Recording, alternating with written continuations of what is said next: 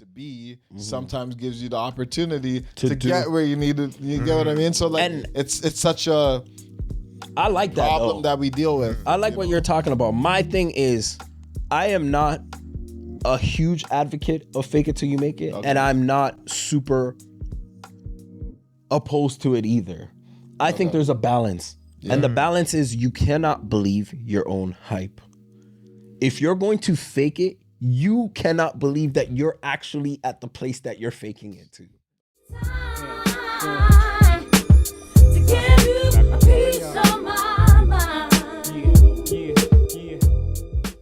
Normal Bros, and we back at it again.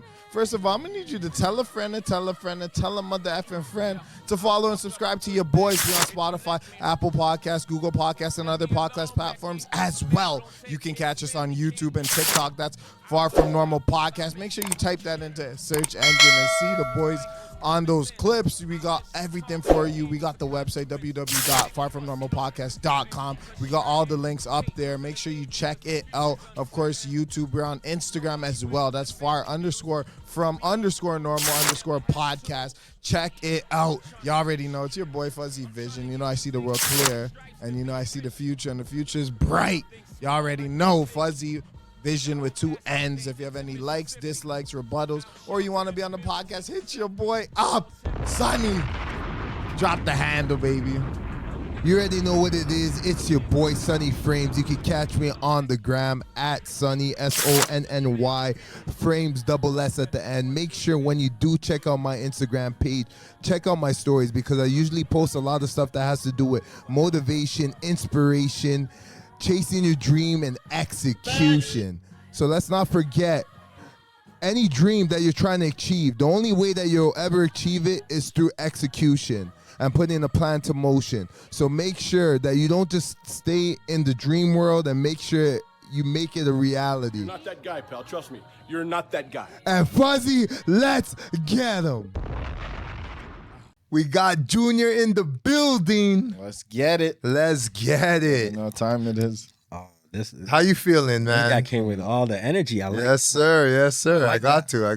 How you feeling? Feeling good. Is this your first podcast? Have you been on a podcast before? No, I've been on a few. Okay. I've been on a few. Oh, nice. I recently had a buddy that just started posting some of the content that we had almost for like a year now. Wow. We did a podcast almost like a year and a half ago. Damn. Wow. So I don't even know what I said in that show, but the clips have been doing very well. So. Oh, nice. Yeah. So why did it take a year to release? Why? I don't know. That's actually a good question. That might be a good question for him. Okay. Yeah, I don't know. I guess he was just kind of just working out a few things in his business, because he also had a business that he was promoting and building as well. So, okay. You know how things get. Yeah. No, I definitely understand, because sometimes when you have a vision, you want to get it right. Right. So sometimes you don't want to release things prematurely. Right. So they just hold on to certain clips, because it's not a race. I mean, right. There's no deadline for when you're releasing content. So whenever it works for him, the most convenient time, that's the best time to release it. So I guess he was trying to strategize and figure out what worked for him. So I'm glad that he ended up releasing it, because some people don't end up releasing that's definitely the art that they do, right? Definitely the hardest part is getting your content out there, because that comes with many things like criticism, right? So a lot of people don't like to be criticized. So you got a lot of people that want to be perfectionists. Yeah. Want to make sure the product they put out represents who they are. So we've had the same struggles, especially when it comes to podcasts, and even with just talking behind the camera. Obviously, you've been on podcasts before, so you're comfortable with talking in front of a camera and letting your personality out. But it's not as easy as it may seem, even when we're having conversations, even if we know each other. Right. I think people don't realize, like, when you're on camera, it's a little bit different. It's like to bring your personality out, to talk about certain topics and give facts or your opinion on certain things. It's not as easy as it seems. So what's your experiences on like podcasts? Like, do you feel like it's a good space for brothers to come together and talk with each other, and it could be women or men. But what do you think about just podcasting in general, like with what you've seen so far? I think what's unique in general about podcasting is just having the ability to have thoughts. Yeah. And I believe that in this new wave, there's going to be more new thought leaders, people that bring ideas. Like I remember 100%. watching something Denzel Washington said, the average person talks about people, and an above average person talks more about ideas. Yeah. And that's his level of intellect to see where they're at in their life. And 100%. I think, having the conversation of ideas, having the conversation and challenging some of the norms or some of the things that we believe in, or some of the things that we are accustomed to just accepting is very important. You know what I mean? It's very important to go back. Let's redesign. Because bro, this is a different generation too, right? 100%. You know what I mean? So just rethinking some of the things or ideas that we've always thought were normal is important, and it's necessary. Challenging some of the status quos are necessary as well, 100%. And it's funny that you mentioned that, because that kind of ties into self-development. Oh, 100%. Right? And so what's your thoughts when it comes to self-development and personal development? What's your thoughts on that? You're about to make me go down a wave, because I'm big into. I know. I heard you are. I heard you are. So I had to make sure to bring that in. I think it's funny. The other day I quoted something. I don't have like Twitter or nothing, because I just feel like it takes away too much good thoughts. Oh, okay. You know what I mean? Like, do you do journal entries?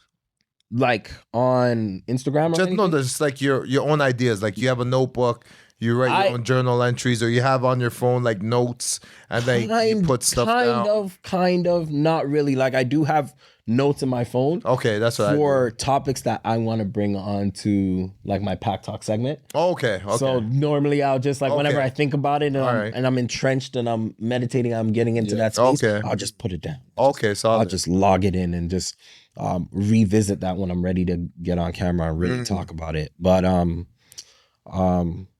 what was the question? Well, I was talking about personal development, right, and how important it is to you. Exactly. And what's your thoughts on it? So focusing on what I was talking, like what I quoted the other day, I said accountability breeds freedom. You cannot be free if you cannot be accountable. And I think when you talk about self-development, the power in self-development is understanding that you suck. Yes. I think there's too many positive conversations where everybody's thinking, think positively, do this. It's okay to know that you're not good, but you can get good. Yes. And that's what self-development is about. I think too many times self-development is being portrayed as this thing where I gotta think a certain way and I've already made it. I need to no. Yeah. You might suck at a few things. And there's always room for improvement. And there's always room for improvement. Yes, and self-development is saying, I am not good at this thing, but I am going to learn and get good at it. When I read a book or when I listen to a podcast or when I listen to an audio, I don't listen to something to justify my belief of what I already believe.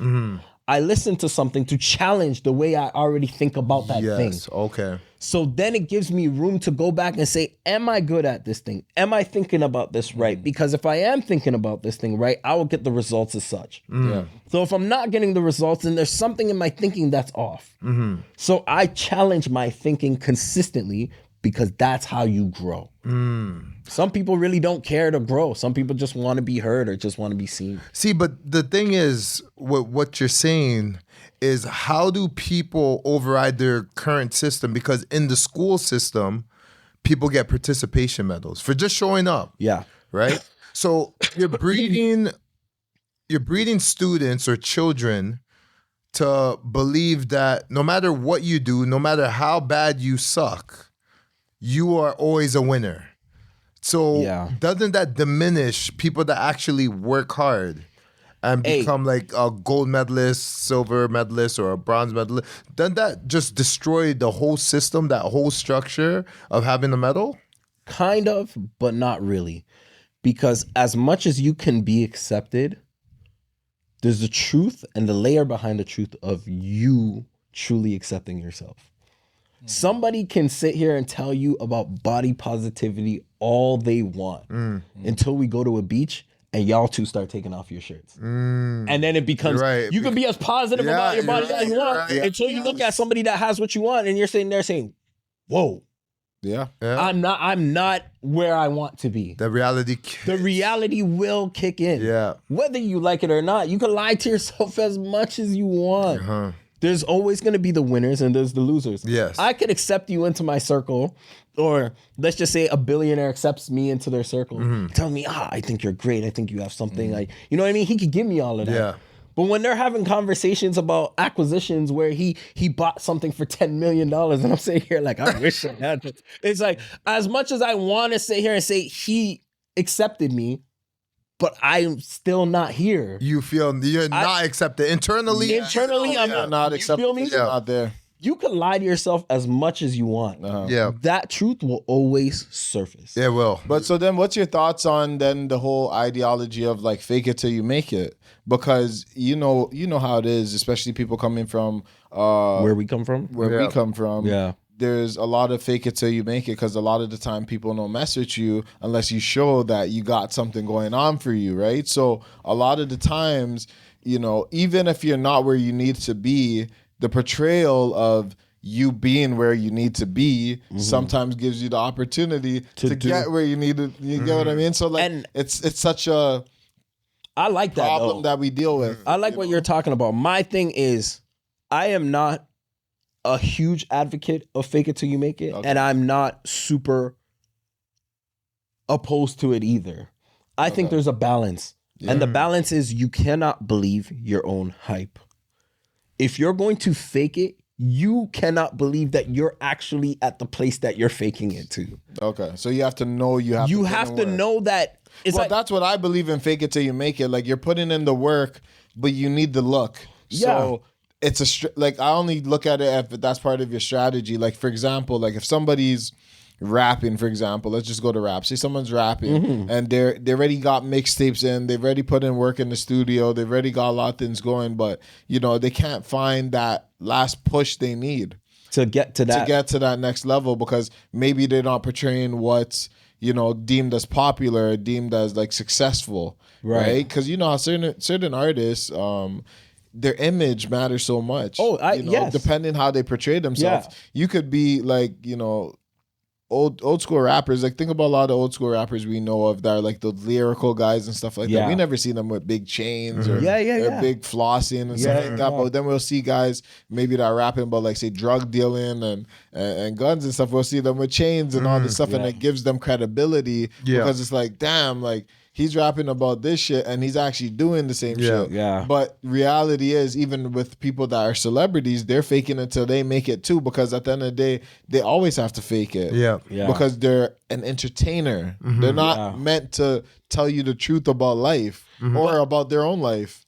But it's crazy because I've seen it in the entertainment industry, but I've also seen it in other industries as well. When I say you don't believe your own hype is, let's just say like, I started off my career in network marketing and sales. Okay. So being in network marketing, there was a lot of guys who would fake it till they made it. Yeah. But the biggest thing that I would realize is a lot of them would get traction. The problem is when they started acting as if they really had made it.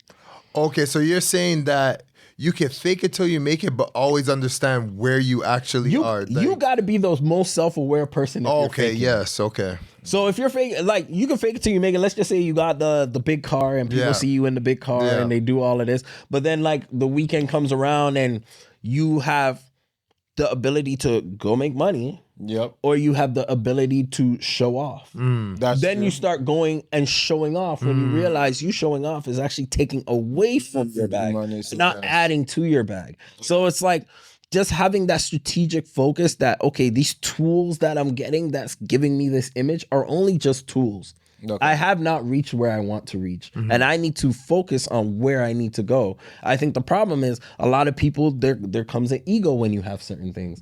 When you're driving a certain car and people start giving you that admiration and they start gassing you up and making you feel like, yo, you're sick, you're doing all of this stuff. And then you start to believe your own hype. And then when you start to believe your own hype, then you start to realize, oh my God, I'm running out of money. and I'm not working as hard as I was even when I didn't have the thing. Yes. So I think what needs to be done is you always got to do something that shows your humility, like something that humbles you. So Yeah. for you to be reminded of your positioning in life and how fast it could can be, change. for sure. Right? I think sometimes, you believe in your own hype because there's nothing that can wheel it back and say, Yeah. hey, buddy, you're not there yet. I think You need work. I think the only people personally that I feel like could fake it till they make it and do it successfully are people who have failed before. If you've never failed before, then you're always gonna believe your own hype. But everybody fails, though. Everybody Like fails. I mean, like have like a big failure where Okay. you've lost it all and this is your comeback, and now you figured out, okay, I'm not bigger than the thing. Yeah. I gotta Yeah, do that's the true. work. Okay, yeah. You know what I mean? So it happens to there's certain people that Yep. happens to where they had their opportunity early, Mm-hmm. didn't pan out. Yep. Then they went in the lab, started cooking and then made it back out and had to redesign themselves, recreate Yep. themselves. Because you learn that people are capped. Yeah. You learn that a lot of people are gonna get around you for what they can get. Yeah. But if you're focused, what are they gonna get from you if you're focused? You're only thinking about what you can get. That's true. That's true. So that ties into another question I want to ask you about just the city in Toronto. Yeah. Do you feel that there's a level of, I would say, superficiality within the Toronto hub, and like the individuals that like just live in the city are pretty pretentious, and a lot of cappers out here? There's a lot of cap in the city. I think there's a lot of cap in the city because this city is not as big as you think. Yes. That's yeah, the fact. I've noticed that. People I've noticed know who's who and Yes. people know Yeah. what's going on. And there's like, and even outside of just knowing who's who, like you Yeah. got a place like let's just put some things into perspective. You have a place like Florida Yeah. that has two major basketball teams. Mhm. You know what I mean? You Yes. got Orlando Magics, you got Miami Heat. Yes. Major franchises. Mhm. You got a place like Texas that Yeah. has Multiple teams. multiple teams. Like these are major markets. Yeah, bro. you- Even New York. New York has New York Even- Knicks and You have, Brooklyn. you see what I'm saying? Yeah. So when you take in how big these markets are, Yes. and you take in how they're all ultra wealthy, how they operate, Mm-hmm. you start to realize that people in Toronto are big fishes in a small pond. Mm. And they're excited about being big fishes in a small pond because they're only big here. Yes. You got a $10 million business in Toronto, you're looked at as extremely successful. Oh, 100%. You have a $10 million business in the States, you're classified a small business. Yes. Yeah, that's I crazy. can So, see that. Like just think about that I for a can minute. see that. well, that's You're not in the big leagues. Well, that- You're not even close. Yeah. You're not I even think close. We've always recognized that. Like a lot of Canadians recognize that, and that's why I think a lot of people don't want to become, popular locally in our city because again, population wise, money wise, there's not that much money coming in to For sure. Toronto. So For sure. even if you're creative, even if you're whatever it is you're doing, even no matter what the industry is, it's not a huge market in Toronto. So that's what I mean, like how there's a lot of cappers in the city because this is a working city. People work jobs. Like Yes. that's just what we do in That's this the city. reality, yeah. This is not a city where you're talking about like Florida where you got like how many scammers and all type of things going on, money coming in from different states and all that stuff going on. Not even just that, like obviously corporations and population, all that type of thing. Even the level of entrepreneurship that goes on. And in Toronto, I've realized like we've all seen it, it seems like there's not that much space for especially creatives to grow. Well, even when you think about overall, like Canada is as a liberal country to begin with. So that And poses issues. in a super liberal country like this, there is like when you really think about it, the middle class is tough, or you're getting the most. Yeah. When you think about it, you're getting the most bang for your buck. Oh, 100%. Being a citizen, Yes. But if you make a lot of money, this is not the place to be. Yeah. there you go. Just even based on taxes, Because you get dinged. You get dinged. you get destroyed. Yes. You're pretty much at this point just, hey, let me just give my wealth to everybody. Yes. You're getting taxed crazy. Crazy. And the worst part about it is not you get taxed before you see your stuff. There you go. And then you get taxed on everything else. Yeah. the real estate market is pretty much controlled by the system. When you think Of course. The interest rates, all these different banks. like even for you to move your money, this or Lots of rules. there's just so many rules. So many and rules. That's what kills a lot of bureaucracies people. just to And losing make things money happen. here if you transfer it there. Yeah. So there's lots of like gatekeeping, I would say. in For the sure. city. So For sure. like you said, even if you made money here, you would say to yourself, okay, maybe I should go somewhere else where this can For sure, make stretch. more sense and stretch further, especially Yes. with like real estate. Definitely you'd think to go somewhere else that you can get more bang for your buck. So it's just crazy how the city is, and when you live here, it's different than maybe outsiders coming in, because this city is known to be a good city. Yeah, it's a great city. Okay? I love But this I city. think when you're building, it's a difficult city to build a fruitful business in. I would say that much. I think now it is. I don't think it was always like that. I feel like there was a time where, like, there was. I don't want to get too political, but there was there was a time where our dollar was so close to the U.S. It was, that yeah, it was almost going in and out. Yeah. 100%. We were like at a 30% deficit in yeah. terms of how a difference our dollar was. Yeah. There was a time where people were going out west and coming back and looking like Money, they were drug Money. dealers. Yeah. Like, They they were getting so much, and there was money coming into Canada, and it just stopped. It's crazy because we're right next door to the U.S. Yeah, But yet, our dollar is so much different than theirs, yeah, which is insane, right? yeah.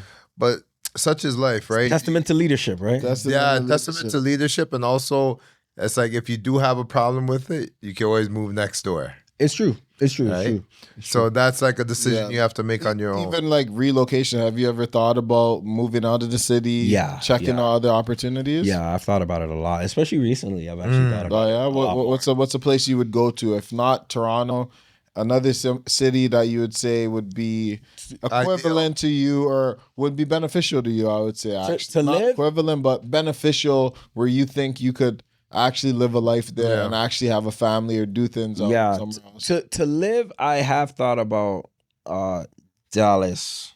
Dallas. That's Why a big Dallas one. specifically? Well, I do have some family out there, and I've just kind of just seen the energy and what's going on over there. Just Texas in general. Okay. Yeah, Okay. Texas Yeah, is I heard the a lot. vibe. I heard a lot of good things about Texas, but I also heard like there's a lot of like scammers out there. Yeah. There's a lot of cappers as well out there. Yeah. The scappers everywhere. Yeah. I guess, but I mean, it's But a big city, right? It's also the state that has the most millionaires. Really? Like literally per capita, it has the most millionaires. Wow. As well. Like recorded, like documented. Wow. Okay. So it's like if you are an entrepreneur Mhm. and you want to network, that would be a great. That would place be to it, huh? Great place. Nice. Yeah. I think a lot of people don't see beyond their city too. I think it's okay to look beyond your city. I seen a report. It was showing like where most Canadians are immigrating to since 2020. Yeah. And obviously United States was the first one that had about like 200,000 or even more, maybe a higher number. Yeah. Maybe near a million. Sorry, it was a decent number. I seen this on like Instagram not so long ago. Then they had the UK, then they had like Australia, like mainly like English speaking countries, of course. But it's showing that like people are starting to think a little bit outside the box. Like, Yeah, people are starting to like I've never leave the country at a higher percentage than it's been in a while. Yeah. Yeah. They said in 10 years, yeah. In the last 10 years, Last they 10 said years, it's seen yeah. like a very huge spike. Spike, People yeah. just deciding to relocate and be like, you know what, it's not. They're just not getting a big bang for their buck, you know? So they're getting hit hard. The job market's not the greatest, right? With inflation, you're getting killed. You're getting killed on all fronts. Yeah. Yeah. Like I said. One second. Yeah, no, but yeah, if I wanted to move, I don't know if the States is the greatest thing for Black people. That's how I look at it. Like, I always look at it, is it the best spot for Black people? Because when I look at the level of degeneracy in the Black communities out there, Yeah.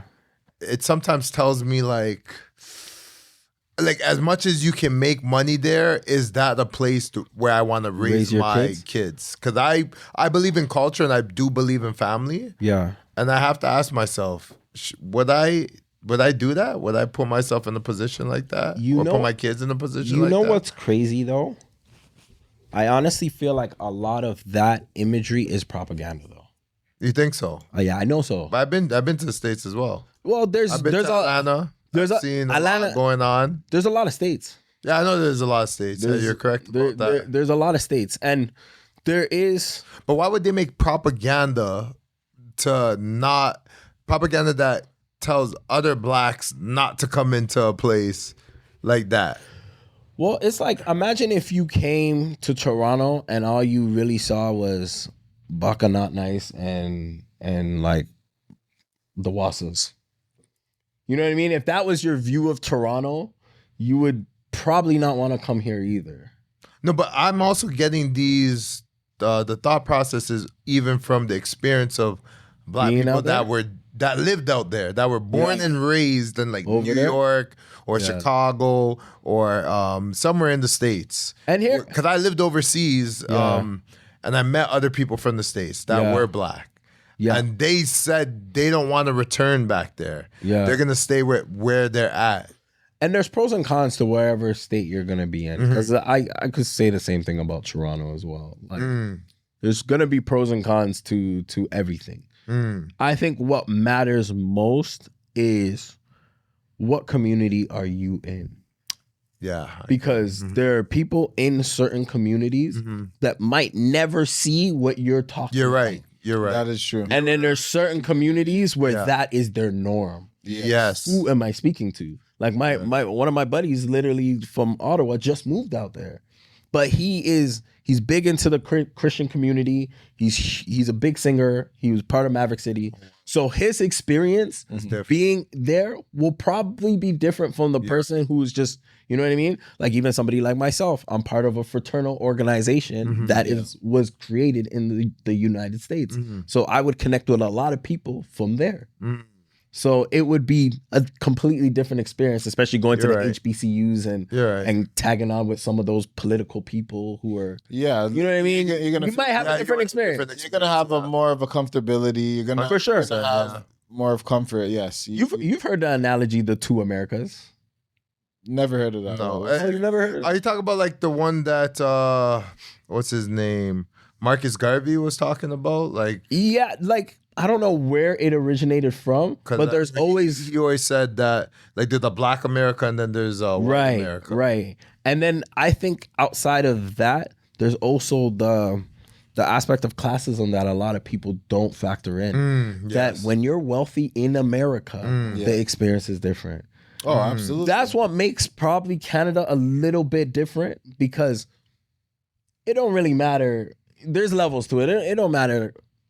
But if Loblaws is closed, Loblaws is closed. You feel me? Like over here, capitalism doesn't move the needle the same way. Yeah. No, even we were talking about, like, if you have money in Canada, for example, like say you have money, like you said, like say 10 million net worth or whatever, something like that. A lot of the times people, don't even look at you like anything, like, because you'd be going to the same stores or the same schools. The kids might not even be in private school. I've known people that went to regular public schools and their parents had over $1 million net worth for sure. So you're asking yourself, why are they in the school that I'm in, where I'm coming from the hood, you're coming from, a mansion and wherever you live at. And so I feel like a lot of the times classism here is not as big of a deal. I don't think there's so much leeway with classism in this side of the town, to be fair, because we've known people that had money and they were doing regular shit like everyone else. They're going to regular schools, though opportunities might be bigger for them later on in life. But in terms of how they were raised and what they were taught, they might see the same shit I was seeing. 100%. I think my issue is it's been hard to wrap my mind around starting a family in the States, obviously. But when you think about cost of living and how you can maneuver things more in the States, like your level of maneuverability is insane. Like you can literally create your life. There's just, I feel like in Canada, the biggest issue is there's certain things that are set in stone and you got to pay your way to really be outside of that. Gatekeepers, kind of. Even something as simple as like school. I don't like what the system. certain things are being taught. System. Yeah. I just gotta kind of deal with Accept it, exactly. You know what I mean? Yeah. It's either that or I'm paying an arm and a leg to go to a church. Like in the States, there is charter schools. There's levels. There's different type of schools. In Canada, it's really just private. Public. There's nothing. There's no in between. There's nothing. It's just spending money heavy, or you're just gonna take the cheap route and say, you know what, to put them in public school. You know what I mean? So have you ever thought about, outside of the States, like outside of North America, has there ever been any other locations that seems like, you know what, I wouldn't mind trying a spot like this? Like, I've thought of like Ghana and stuff, but nothing serious. Okay. Nothing serious, because I think it's the stage of life that I'm in. Okay. Right now, I'm in the stage of building. I'm in the stage of portfolio, adding to things. You know what I mean? Building things up. So it's like, I'm not in a relaxing stage. So I wouldn't want to, I'm not thinking that far. Okay. Like I've heard of Colombia and different places, Mexico, South America. There's so many places, but like, I'm just not, I'm in that stage of, let's build. And I think in North America is a place where you build. All right. Okay, I had a question because you said North America is a place where you build, right? So a lot of other people have it that it's better off going to a country that may be cheaper for living, right? Like, so even Africa, Southeast Asia, certain places in the world, South America. A lot of people nowadays, especially if you can work remotely, they prefer to live somewhere that's a cheaper rent, cheaper cost of living, and then the money they're making, they can now leverage that money for like investing in themselves or investing in a business, because on the back end they don't need to pay so much in terms of like rent. They don't need to pay as much, like, you know how this country is, taxes and everything that goes along with that. They might not have to deal with certain things like that. So people are relocating and working remotely in cheaper countries. What's your thoughts on like that type of style of? I think, and I like that concept because I think in theory it makes a lot of sense. Makes a lot of sense. You go somewhere it's cheaper, you can stack up. I think the problem when it comes to practicality, and I've seen friends do this. I've seen so many people leave Toronto, leave the city. The moment you leave, the opportunities also change. So yes, you can go to Alberta, and yes, it can be cheaper. The problem is the opportunities are not in Alberta as much as they are in Toronto. And where the money's flowing is where you need to be. A lot of people miss that, the frequency of wealth. The frequency of wealth is in transactions and being close. Being predominantly close to where the transactions are happening. That's what wealth is. Wealth is just moving one thing to the other, and it happens like that. So you don't believe that because people do FaceTime and Zoom calls and stuff of that nature, that's not enough to keep you close to the action? No, you got to feel the action. You got to be where it is. You got to be where it is. This is why certain markets, their GDP is what it is, and certain markets, their GDP is what it is. Certain countries, their GDP is what it is. No, but the thing is, when you're working remotely, that means you're still getting your wealth from the country of origin. Yep. Right? But you're just living a cheaper lifestyle. So you could still be collecting a lot of assets, right? And so now you're using your funds to gain more assets and also invest in more things. Yeah. But at the same time, your cost of living is cheap. Yeah. So you get to leverage your money a lot better. Well, people think they get to leverage their money a lot better, but they lose the sense of what's actually happening in the world that's growing. You're right. And you got a point there. Because it's like, if inflation is going crazy, and like, think about the people who left in 2019. Yeah, their view of a lot of money was probably $60,000 is enough. Yes, of course. But now they couldn't even ask for a raise because they don't know where to raise, like how to even get the raise. They have no clue of the world has changed and gotten more expensive. But I don't think they're so out of touch where they don't have any contacts to know what's going on. They do, but they just haven't paid. You feel it when you pay for something. Yeah, you feel it when you pay for it. If you're not, when you pay for gas and you pay for groceries, pay for gas and grocery and the rent and everything that something comes clicks with in your mind. We got to make more money. Yeah, you got to. That is absolutely So you true. think working remotely kind of makes a person more lazy? I think working remotely works when you've already built the thing. Okay. When you haven't built the thing, there's just a frequency about it, like. Because I sit here and I think about it as somebody who is an employer. If I'm gonna go out and I'm going to go tell somebody that they can go work remote, it might be the biggest setup.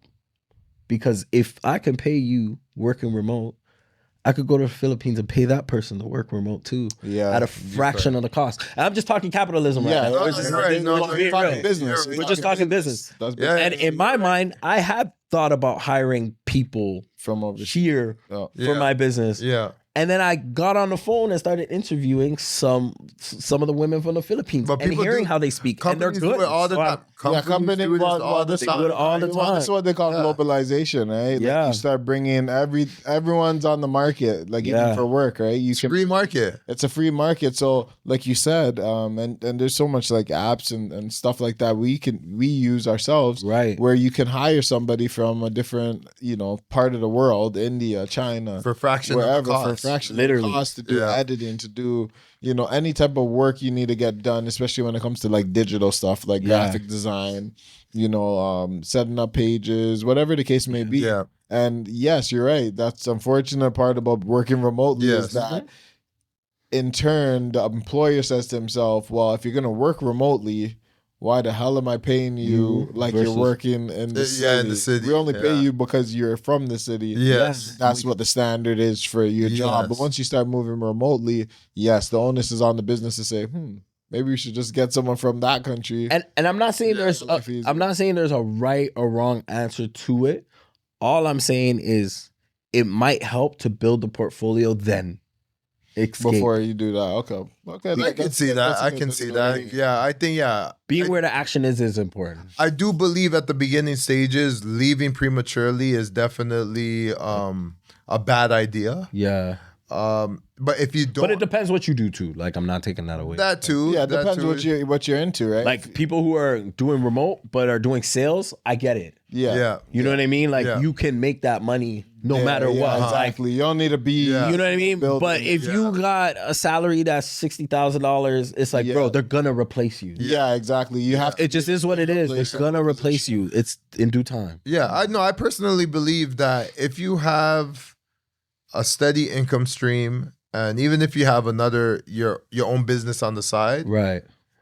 I think it's a good base to have, and then you could go elsewhere, travel there for 2 weeks, whatever. If you have a business or like that's where you get certain materials, right? You could go there, check out that country, check out their factories, whatever. Get what you need to get, but come back to your home base. To your home base, yeah. Right? Because that makes sense because that's where the money, that's where you're generating it. And especially, you do have to be around your network. But one thing that I can add to that though, there could be opportunities if you're going over there with the intention of making a move.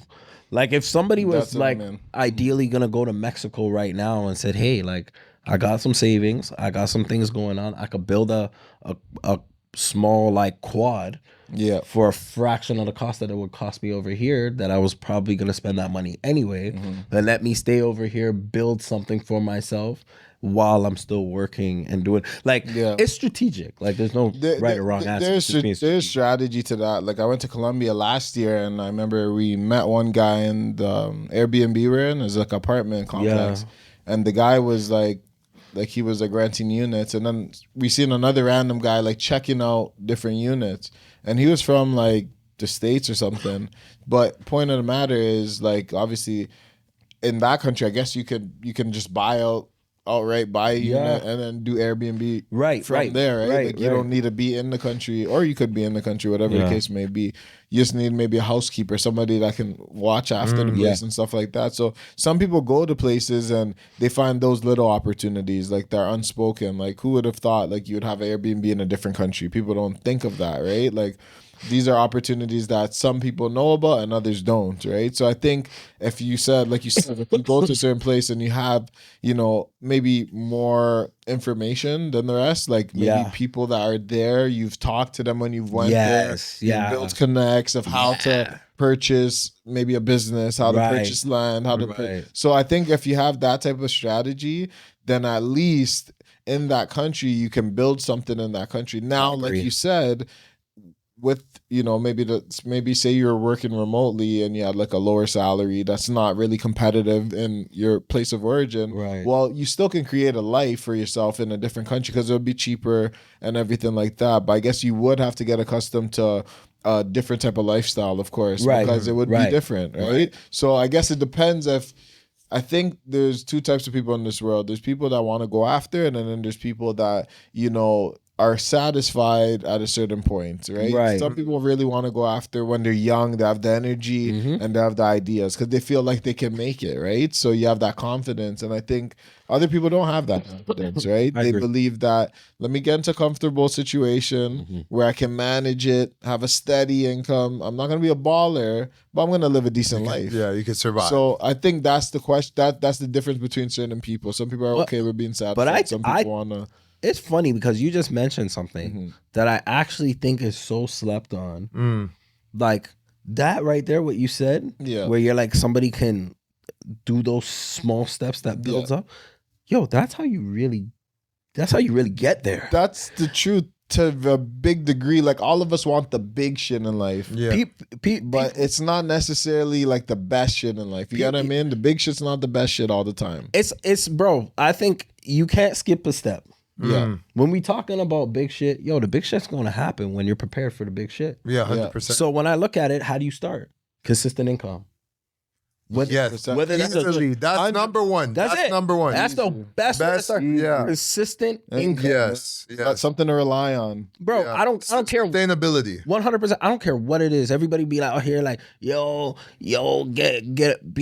start a business, do this. Yo, business is not for everybody. I wouldn't wish it on my worst enemy sometimes, bro. It's tough. Because it's not for everybody. You're going to deal with emotions. You're going to deal with so much bullshit. 100%. You're going to deal with more bullshit than you're going to deal with positivity. Yeah. But the positivity, when it happens, it might outweigh some of the bullshit. Yeah. But there's going to be so much bullshit. I'm not going to sit here and say entrepreneurism is for everybody, bro. Yeah. Being a business owner is for everybody. No, it's not. Have consistent income. I think the first thing is figuring out consistent income, then getting higher consistent income. Whether that is getting another skill or adding on to your profession or figuring out what that thing is, then you can then start focusing on leverage. First form of leverage is credit. Yeah. After you get your income right, then you focus on credit, because what credit's gonna do is, if you got some information, now you have the credit, go invest in some information. Now you have the credit, you have the consistent income, and you have the information, you can make a move. Now you can make a business, because now you can make a move. Because you can leverage your credit for a loan, and now you've just 10x'd whatever you were trying to do. 100%. And you need the consistent income. And consistent and leads. Yeah, it starts with the consistent. Whatever it is, even to have a rental unit, you have to have a consistent proof of income. You know? And I'm not, like, my thing is, I don't think everybody should be in the business of running a business.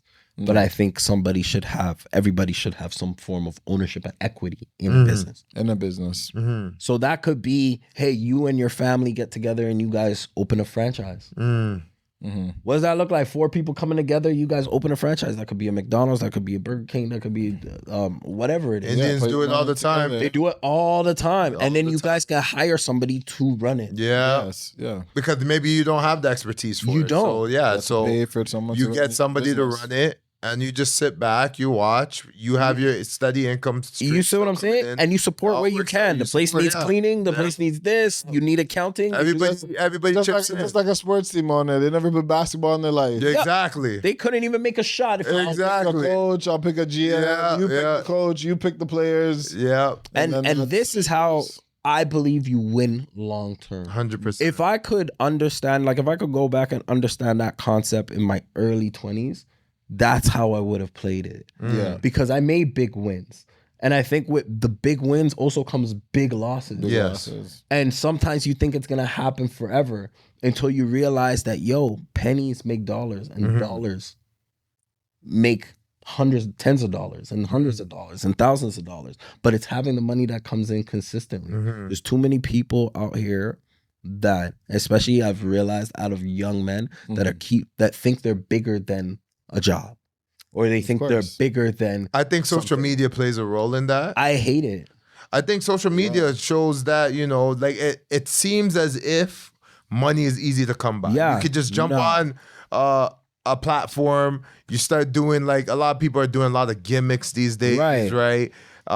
Just doing content, and even the loss of their integrity in order to put that content out there. The loss of integrity. And then it's like, I'm trying to make my money off content because they think it's easy. Yeah. But then it's like, well, first of all, to make content, as much as people are trying to make it seem it's as easy as it looks, the truth of the matter is it's more pay for play nowadays. For sure. You can't just be on a phone dropping content like that. You need to have, like, you have to put marketing dollars into it. You know what I mean? You gotta have that look. You gotta have like some promotion. You gotta have the look. You gotta spend. You gotta spend some money. You gotta have a promo video. You know what I mean? You gotta have a photo shoot. This all costs money. You can't just sit there. Oh, I'm just gonna get my phone and I'm just gonna record myself. People are gonna be messing with me. If you're on YouTube, you need thumbnails. You gotta pay for thumbnails if you don't know how to do it. For sure. Right? So it's like all of that is money.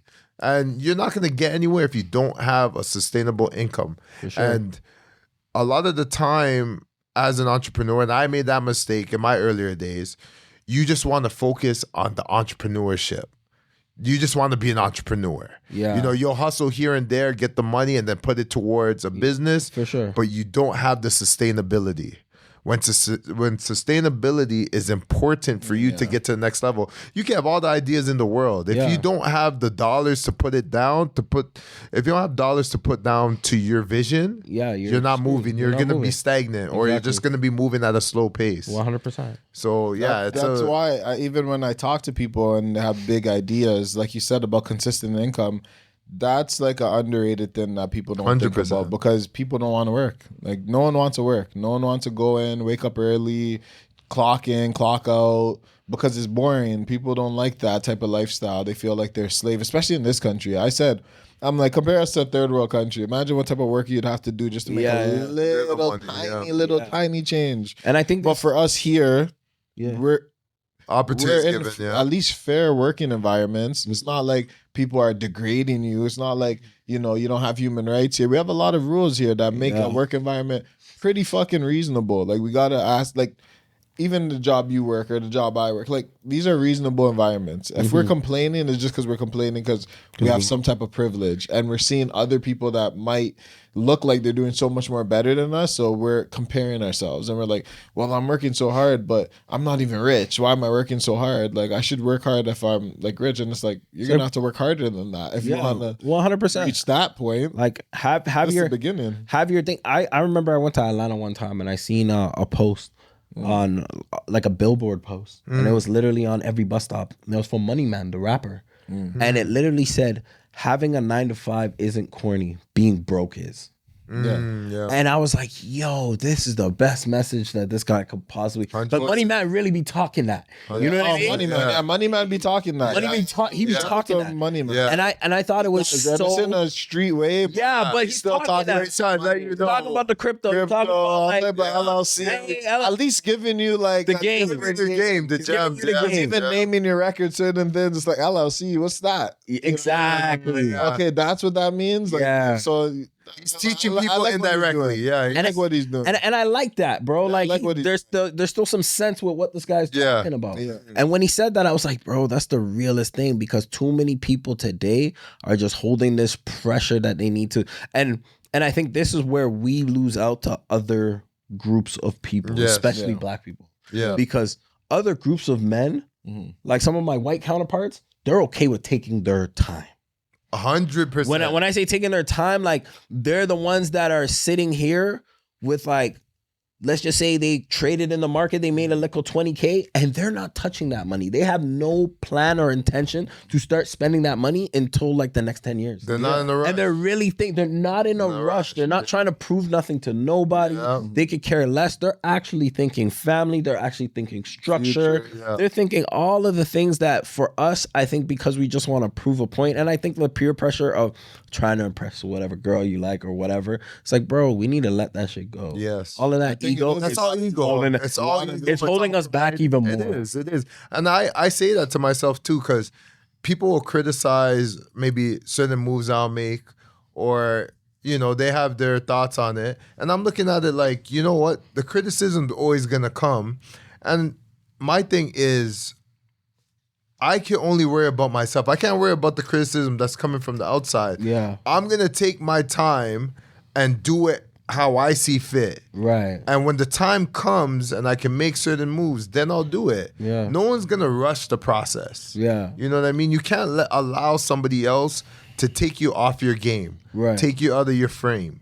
You gotta stand on your own square and do what you gotta do to get to where you need to be. Because at the end of the day, you're the only one that's walking in your shoes. 100%. No one knows what's going on in your head, Facts. what kind of strategy you got in motion, and how much foreknowledge you have and foresight. It's like, okay, I'm trying to get to this point at this time. They're just looking at what's in front of you, and they're, you're doing this and blah, blah, blah. But it's like, you have no idea what I'm trying to accomplish. You know what I mean? So, but listen, I have a question.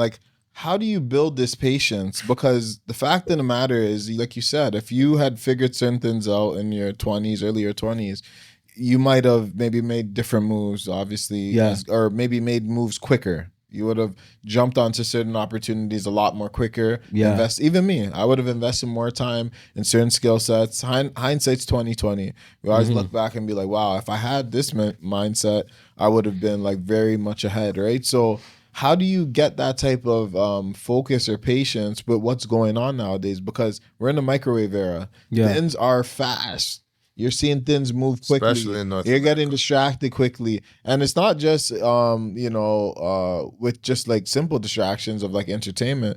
Women are a distraction as well. You got apps for that. And a lot of the times, you have to ask yourself, what's your motivation? Because a lot of our motivations are superficial motivations. Correct. We want to buy, we want to buy all the toys. We want to get all the designer. We want to get all the chains. We want to, drive the flyest car, have a nice place. And then we want to get the nice woman. And all these things, all these pieces or all these materialistic things or superficial things we want make us completely impatient because we feel like we have to get it while trying to get it. Right. So how does that work? Why do we believe that we can enjoy while building? I think that's where people always want to land. They want to be, I want to be the fly guy at the club and hustling behind the scenes. But it's how could you do those two things? How does that work? How could you be popping in the friends group and that guy that spends all the money, but then on the back end you're hustling hard? Sometimes that's counterproductive rather than being productive. Instead of you focus on the club's aspect of things, why don't you just focus on the grind? Because again, all these things are attainable with time. Yeah. But the thing is, it seems like for us, we feel like time is so limited, even at a young age, when you have all the time in the world to build yourself and then reap those things that you couldn't get later on. You can reap that later on, as we see with many stars and many people. These guys that we seen that were popping from when they're 20, a lot of them, if they made the right decisions, they're in their 40s making more money, more successful. So how does that happen? Even to add, there's a bunch of things that I want to add to that. I think we have a very unhealthy view with age. I think when you're 20, you want to get it when you're young, not really understanding on the hindsight of things that in your 30s you're still young. Yes, of course. People don't realize. People don't really realize it. Especially now, I think I'm talking to some of my young dogs and they're looking at me Junior's in his 30s now. But it's we still dress the same. We still on the. It's really not too far removed. It's not too far removed. It's not what it used to be. Yes. So that's the other thing, and it's funny too because I was talking to my lady the other day and we were going back and forth. I said, "Yo, a lot of women have a lot of power when it comes to men's decisions." In terms of things like this. And it's funny, she's like, oh, I don't think it's fair to put that all on women. I said, if women woke up tomorrow and said, we all want a responsible man, men will be responsible. 100%. Women have always been the ones that kept us grounded from thinking in the stars. This is the first time ever that women are more thinking in the stars than men are. Yes. That is true. Because you will have a woman and a lot of times they're spending more money than you. For sure. When before a woman would come into your life and make you stop spending. Yes, they would control the finances. They would control the finances. Because we were in the stars, and it's like, they had to make sure like there's a limit to what you can buy because we need to pay certain bills for the Women have always been more responsible. They've always been more responsible than we are. Especially when it comes to certain shit. Yeah, they'll be like, hey, we can't do that. And I think this is the first time ever that's not the case. So you think men have to kind of be check these women? I think now,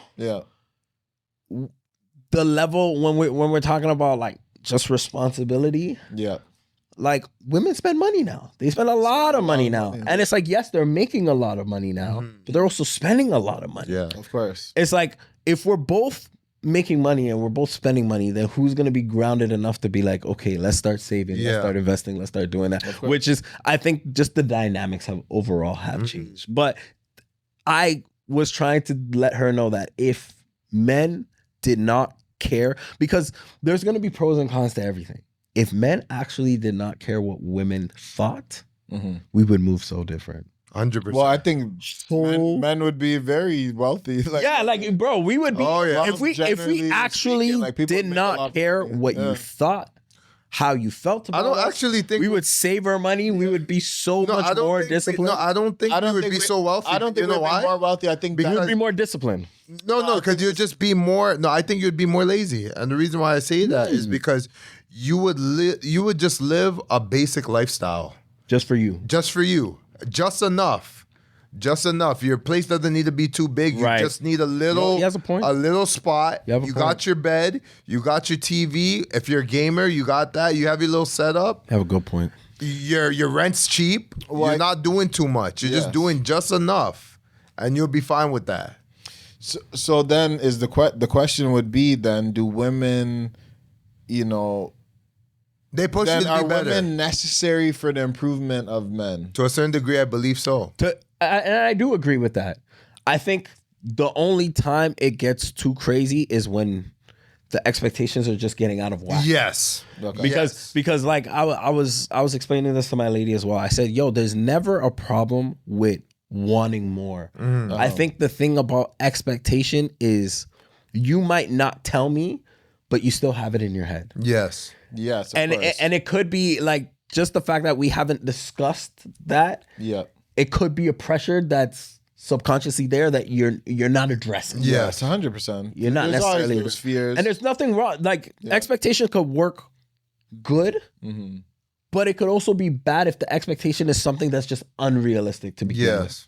100%. Like if the expectation is something that is like, I know you can do this and I expect you to do this. That's different. It's like, all right, you believe in me. Yeah. But if the expectation is in the realm of something that I'm not even interested in, something I'm not good at, it's like, bro, what are we doing? But here's the thing about expectations, right? You have expectations for somebody, and that's fine. Everyone has expectations for people in their life, right? They expect, maybe if you have a child, you expect them to go to school, expect them to get a good job and stuff like that. But times change and things change and times get hard, times get easy. It just depends. So there's a lot of fluctuation in this in improvement. So what's to say, even if a woman's helping you with your improvement, like what's to say that if you it's like you said, it's good to expect things, but now what happens when you fall off? Like what happens to our expectations when people hit a wall and they start to decline? And I think that's when you have to understand, are my expectations healthy or are they not? Because if your expectations are healthy, you can have, it's almost like if I have expectations for running a successful event, I've put in contingencies for things that could potentially go wrong. Okay. And that's just a healthy way of doing it. If I think that nothing is going to go wrong, most people would call me delusional. Okay. Oh, yeah, 100%. Because if I'm running an event and there's so many intricate parts and so many moving parts and so many people involved, the likelihood that something is going to go wrong is high. So I have to leave contingencies and room for some grace. Yeah. Yes. Of in the course. sense of, hey, if things go hey, I have another idea that could make this thing work. But imagine if I'm going into running an event that probably is going to be 400 plus people.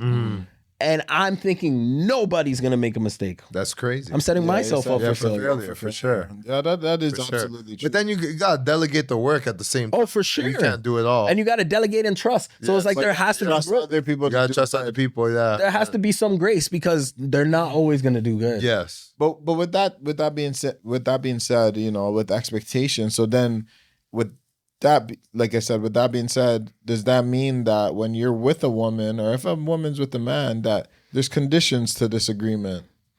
It depends on what you guys speak of. There's always going to be conditions to every But these are agreement. going to be unwritten things or unsaid things. At the end of the day, when you deal with a woman, she's not telling you, my expectation is that you're going to be having, like, okay, if you ask the woman what the expectations would be, it's like, okay, I met you like this. My expectation is you to hopefully improve throughout the years. I don't want you to decline. Like, for that sure. would be like a basic expectation. Like, hopefully we can improve from the state you're at. Hopefully we can improve and gradually get better and then make our kids better than what we were, right? So technically, if you're declining, you know, you couldn't expect your woman to have the same maybe like you can't expect her to maybe not see that as a problem, right? Like you can't have that in your head because you know, in order to get that girl, you know what you came and what you brought to the table. For sure. So you know the conditions of you being with this woman is based on your ability to provide, your ability to lead. So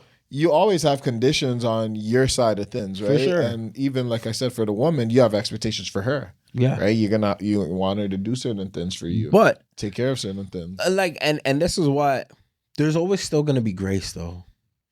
Even with the whatever expectations, because when I think about it, it's like, okay, like my woman's gonna have children.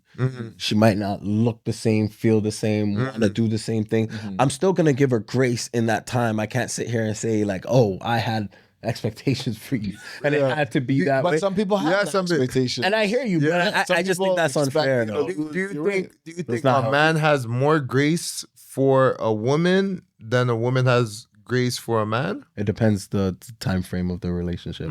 Okay, there's different periods. Like I think sometimes in the early stages of a relationship, when some men are trying to figure out their life and figure out where they're at, there might be more grace on the woman's side. And then later on, when they have figured things out together, and maybe when there's kids involved and there's hormonal changes and things like that, I think men are a lot graceful in that. As they should be, right? Like 100%. There's so many dynamics in relationships. There's gonna be when the kids move out of the house and they're even having a relationship with them is tough and difficult and weird. Of and course, there's gonna be different graces in that point in time. You know, like there's always fluctuates. There's a journey it's a journey.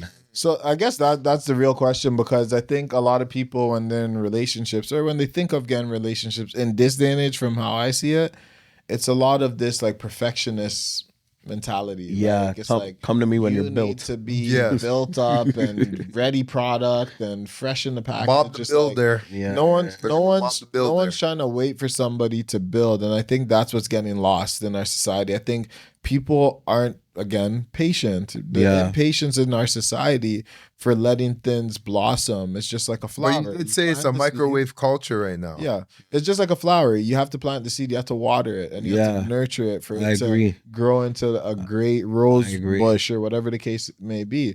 But nowadays it's like they want to skip that watering of the plant. Yes. I think there's multiple things in there. One, I don't feel like people believe in scripture. Two, I don't believe people believe in partnership, because who cares what you come with? If we are equally yoked, we can build together. That's what it's happening. Yeah. So do you think if they're not religious, that plays a factor to not want to be a partner? And it's funny because I think people. It's crazy because I had a conversation with a buddy yesterday at a wedding when we talked about being religious, and I think people have misconstrued the concept of what being religious is. He asked me, "Am I religious?" And I'm like, "Am I religious in the sense that I just practice and I go to church every single week?" No, But when I say I really believe in the word, I live my life on what that book says. Yeah. Like, I really believe in this stuff. Yeah. Like, the faith of a mustard seed moves mountains. I believe that. Yeah. I truly believe that you can have partnership where a man and a woman come together. And God is, you know what I mean? Like, I believe these things. So to me, when I think about being equally yoked, I say you have a mindset. And I'm saying if we took everything away, Yeah. because like, let's look in the Bible. When God took everything away from Job, he knew Job was still Job. You understand what I'm saying? So you are still you. So when I'm talking about equally yoked, I'm talking about a state of mind. I'm talking about a mindset. Not necessarily all of the other things. I think all of the other, if the mindset's right, all of the other things will work. If your mindset's right and her mindset's right, your both of your credits are going to be right. If your mindset's right and his mindset's right, both of you are probably going to have decent jobs where you bring in consistent income. Again. If your mindset's right and your mindset's right, y'all will have the same view on family structure, this, that. So when I'm talking equally yoked, that's what I'm talking about. I think you're right there. I think, like you said, we got away in our modern society. We've gotten more to a point of what could you do for me, Right. So where It's robbery. Everybody wants to rob everybody. yeah, so it's almost like it's like a robbery. It's like you're looking for possessions and you're looking for accolades and to collect them and help it improve your life rather than the individual. And I think that's what's being lost. And a lot of people are not wanting to get into these type of relationships because they're saying you're only with me because of what I bring to the table rather than who I am. And I think a lot of men are starting to see that more in this culture nowadays. And even the women too, some of the superficiality is coming out a little bit more, where they believe that you need to make a certain amount in order to get their time. And I think there's a magic, like if two or three are gathered together, he commences his presence. That's what it says in the word, right? But I think there's such a magic in partnership, like having two people come together with one destination and one purpose. If you and your woman come together, I could guarantee you guys can be, even if you're not going to be wealthy, you guys can do well together. And too many people are thinking about this. Because if I'm thinking about my partner, I'm not thinking about what this person has. I'm thinking about what we can create. Together, like for real. Like you think about it, two incomes coming together. And this is where our community kind of gets robbed because other communities were smart enough. The doctor partnered up with the lawyer. You had the dental. Sense. The dental height. How you think these people have these big ass homes and they're just dentists? And exactly. But they understand the hierarchy. They understand hierarchy. Hierarchy, and that's a very important. They understood teamwork. Teamwork too. And it was like they were coming together and they realized, they said, okay, if you make $500,000 and I make 180, if we come together, we can get our kids in a place like Mississauga Road. But that's classism, right? They understand class. Yeah, they understand class. Within that class, I'm not gonna make $500,000 and go after a woman that's making 20,000 or 30,000. Right. Well, so there's a level of class. No, but that means they don't respect class. Right. Yeah, and in culture, they respect class. So you're gonna be in your class. These are people we're messing with. Because people in a high class will not. They won't go deal with people of a lower class, especially if their family has a name. If their family's known or reputation of, say, doctors or something like that. And you're meeting a woman that's a grocery store clerk. And I think that's where we deprive ourselves because overall we are in the lowest bracket.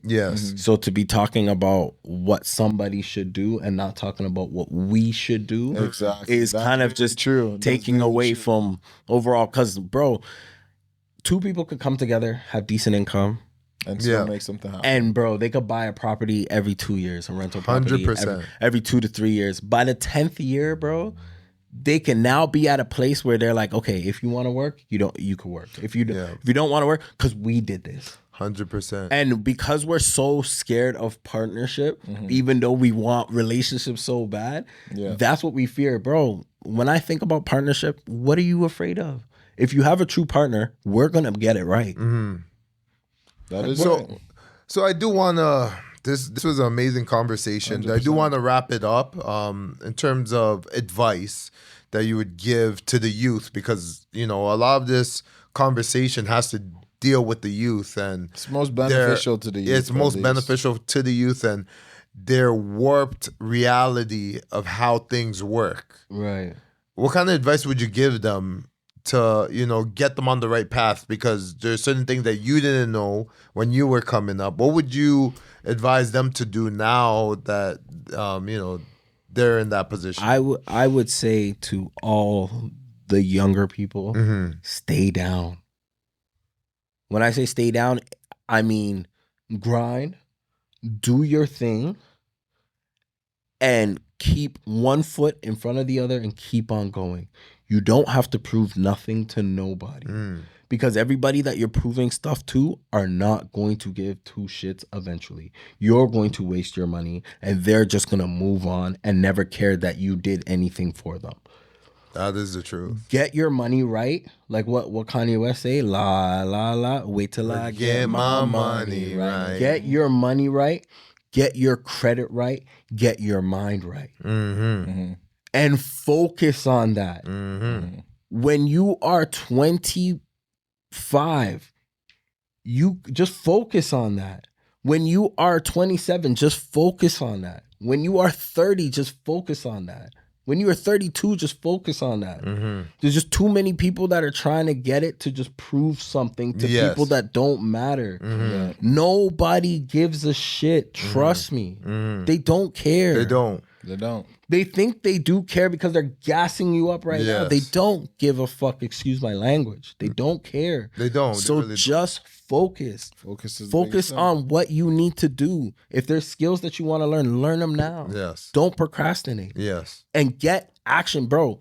Don't just be active. Be productive, bro. Because if you're doing, I think sometimes we get too caught up in a vision that ain't doing nothing. You got to move forward. You're right. You got to move forward. You got to see progress. Yes. I'm not the type of person that's going to tell you, oh, if you're doing something and there's nothing coming from it, just keep on doing it. Because, you could also be doing the same thing the wrong way. The same way you could get positive momentum, you could also get negative momentum. You're right. I'm not going to say you could be going backwards. You're right. You're right. So focus. You got to know when to exit. Oh, 1000%. You got to know when something is for you. And sometimes when things are for you, I'm not saying they're going to click right away, but they're going to start to click a bit. Yes. And you're going to keep on moving forward. Yes. And you're going to be like, everybody thinks they should be on social media and they should be an influencer. If it clicks for you, it clicks for you. Bro, I kid you not. I don't want to be an influencer. But for some reason, it's just kind of clicking for me in a weird way. It just is. So I say, why not? Exactly. You know what I mean? Go where your opportunity lies. You see what I'm saying? Now, Junior, this is a great podcast. My God, I appreciate you guys for having me. Killed it, man. You killed it. You dropped a lot of gems. Hopefully, people are paying attention. Oh yeah, for sure. I enjoyed it. It's a great conversation. Oh yeah, for I sure. appreciate you guys. Man, we definitely need you for more podcasts. You know, talking about different topics. For sure. We'll get to more relationships next time. This one, For know, sure. we did a little bit of digging into like what's going on in the city. Yeah. And like we said, a lot of topics today. It was a good for one. sure. I appreciate you for coming through. I appreciate it. Yes, brother. Yes. My guys. And this is Far From Normal Podcast, and we are out. Deuces. Where you make me feel, I get my stone.